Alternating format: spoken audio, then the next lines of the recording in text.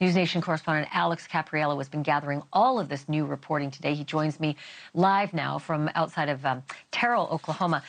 Really remarkable reporting that you were able to get on both sides of this, now what seems sort of pitched debate between these families.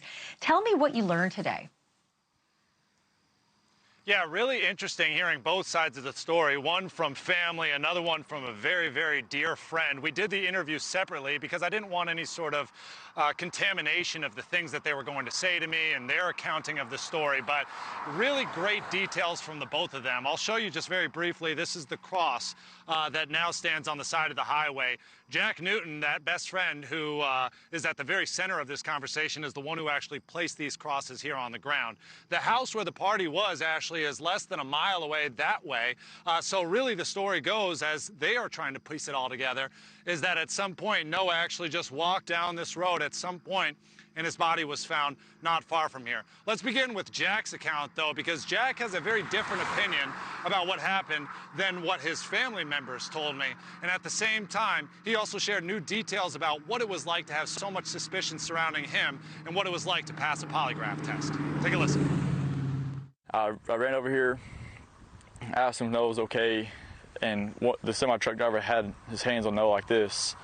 And so I just kind of, and I could just tell, you know, that he was not okay. He was laying on his side, and he just had his eyes closed, you know.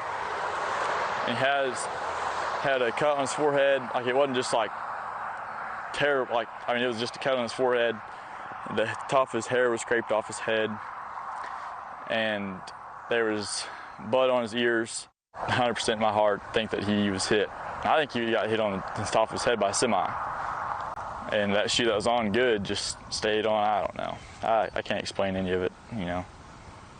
Is there any part of you that believes that he might have been beaten to death? No. No, he was not beaten to death. Why not?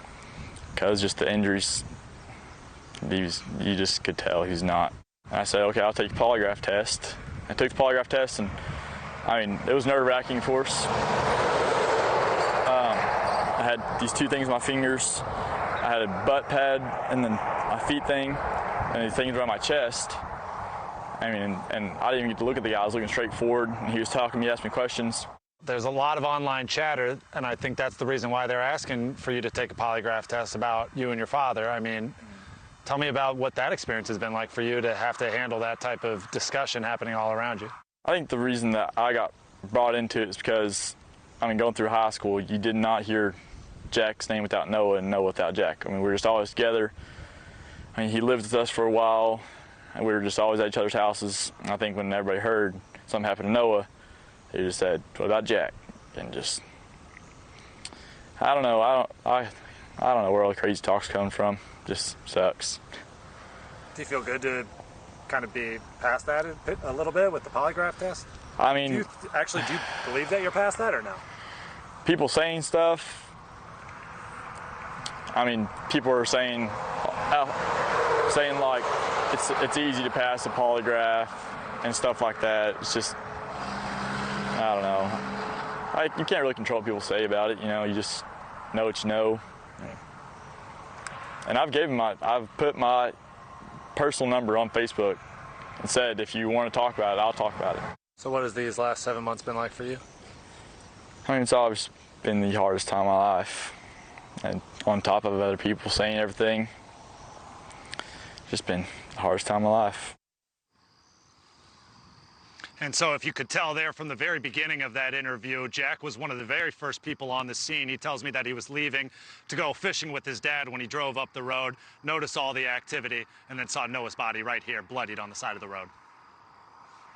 Well, you know, Alex, fantastic interview and so telling, but I'm still confounded by the other side of the argument, which seems to come from Noah's family. His brother spoke with you today and has a completely different version of what he thinks happened. Tell me what you learned.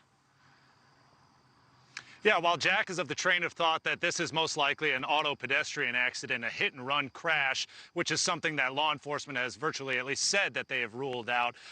From the brother's perspective, he feels like something much more sinister might have happened, that people at this party know something but just aren't saying it. Thank you for watching. Go to newsnationnow.com to find NewsNation on your television provider. And don't forget to click the red subscribe button below to get more of NewsNation's fact-driven, unbiased coverage.